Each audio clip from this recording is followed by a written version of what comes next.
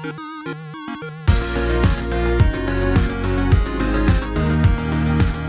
everyone, welcome back to another Anime Kingdom review. See my title below? Yes, this is on episode 3 of Recreators, and I guess it was bound to happen. We all knew it was bound to happen that the first 2 episodes, sure they had some slow starts, but the second half always went down. It was always super crazy, and I kind of expected it to be once again.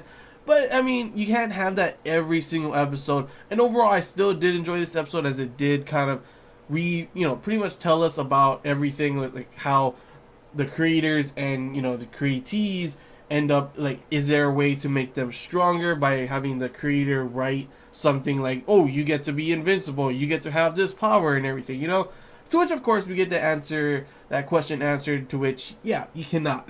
We have a few moments where it was pretty hilarious with Celestia thinking she's gonna use a certain power. She goes like, hey, she does the whole, the whole line and everything, the whole chant, which I forget what it was called exactly. And then she just stands there and nothing happens. And then they go through all this other stuff with the illustrator drawing something as well. And it was a pretty damn badass drawing, and still nothing. So unfortunately, the creators do not have that type of power. Though I was kind of thinking like, hello. She doesn't realize what's happening in the main novel and everything. She's come from the anime, as we do see the illustrator girl talking about events that never happened, to her yet, at least, because the anime doesn't follow where the novel is yet. So obviously, maybe that's the thing. Maybe you have to actually animate it for it to actually be able to use her powers and everything like that. They went along with the kind of thing about it being maybe, it's the readers and everything that have to see it, and because of them, because of everyone, how Yuya said that every single person there is because they have a huge influence in everything. And these are like pretty much the huge anime and huge light novels and mangas, and that's in games of course as well. And that's why they were chosen out of, like, they could have just brought on like a whole shitload of people, so there's that kind of thing as well. So it's not really fully sure on what's going on here. That's kind of what these episodes have been. Besides introduction, it's kind of them trying to figure out where they lie in this world, their powers and everything, how far can they go with creators and createes and everything. And that's pretty much the whole episode, actually. The other part, of course, was also the thing with Yuya at the beginning, to which I thought we were going to get some crazy ass action. And we did get some, but right when I saw the fantasy girl coming in on her flying Pegasus, I thought music was gonna go down. I thought crazy action was gonna go down. Unfortunately, we did get some, some like clashes and stuff like that, but nothing like super insane. Though it was still cool to see. Kind of weird though, because the girl riding the Pegasus horse, her was pretty much, it sounded like a freaking motorcycle or something. I was like, is that like a mechanical horse or something? A mechanical Pegasus? What's going on? Why does it sound like it's a revving engine going on, That part was kind of weird. But who knows? Maybe that is how her, anime or whatever the source material is actually. So it's pretty cool that we do get introduced to another of the characters. And of course, Yuya also does mention another old man that we do see in the opening. So they mention one of the other characters in this, main characters in this, and then also of course show another of the main characters. Not really introduce her, as she doesn't really talk in this one as much.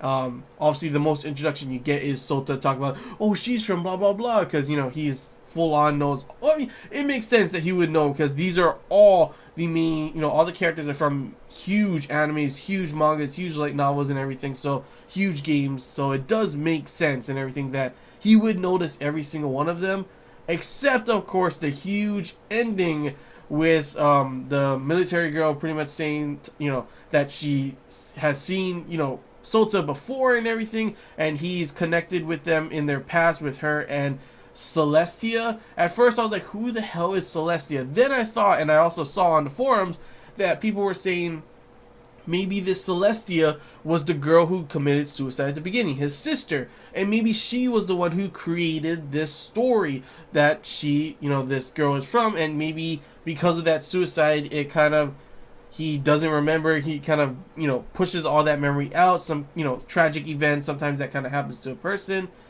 And maybe that's why he doesn't remember her, but she remembers him.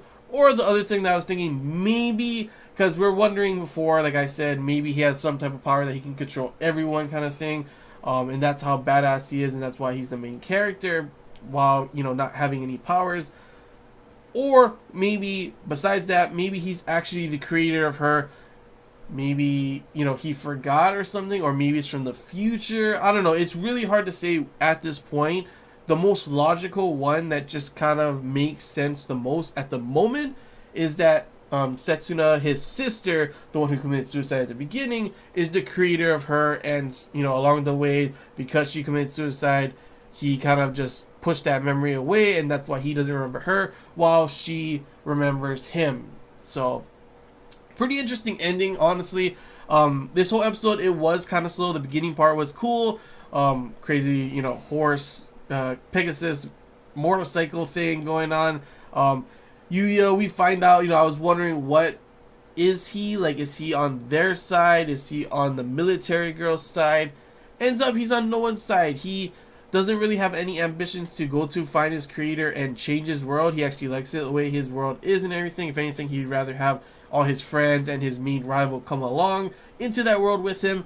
He just wants to have fun. So he's kind of the wild card. We don't know what he's gonna do. We know the, you know, where the line draws between with Celestia and Meteora versus, of course, the magical girl. I forget what her name is, along with the girl with the, you know, Pegasus motorcycle thing, and then of course that old guy they mentioned as well is probably with her, which means that other guy in the opening, the mech one, may be in theirs on their side instead, and then of course Yuya is just in the middle. I'm not you know, fully sure on that point, but yeah, overall this episode, it was more of a build up to what's gonna come, answered some questions and everything, brought up some new kind of things. It's really literally just the kind of episode you have just for you know, to explain more about the world, explain more about the characters overall than anything else, really.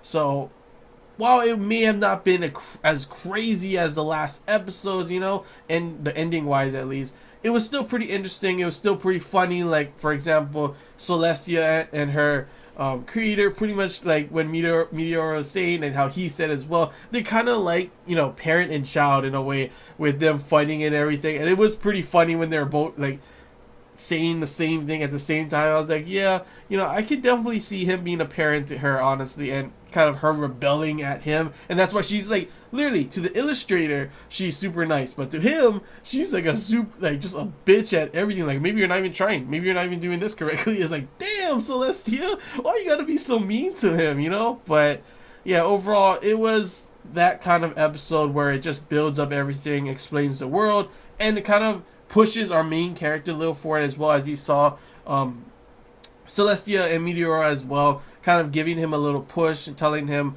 you know, that he should get back onto drawing and all that kind of stuff, and, you know, kind of gain his morale up in a way. So maybe it pushes him to start, you know, as you saw at the very end, he was about to draw and everything. So I don't know, maybe his memories will be coming back, maybe he'll start to, you know, write a new story and something goes crazy. I'm not too sure. That drawing that we saw that he didn't want Celestia to see, maybe that was actually the military girl. Who the hell knows? But honestly, I can't wait to see the next episode, because if this one was just a full-blown build-up, the next one hopefully will be some crazy ass shit. Like I said, this is 22 episodes, so I'm okay with it going a little slower. It doesn't need to be fast paced all the way, you know. We can have some slowing down here and there, so I'm okay with that, as long as it builds up like this episode did, with a lot of character development, a lot of story progression and everything, and just overall explaining more about the world, to which I am pretty damn interested in. So yeah, that's all I really gotta say, guys. Hope you enjoyed this Anime Kingdom review. If you have any questions, feel free to comment below. If there's anything I missed and you want to talk about, comment below as well. And if you did enjoy, leave a like. If you haven't already, feel free to subscribe for more content. Until next time, guys, see ya.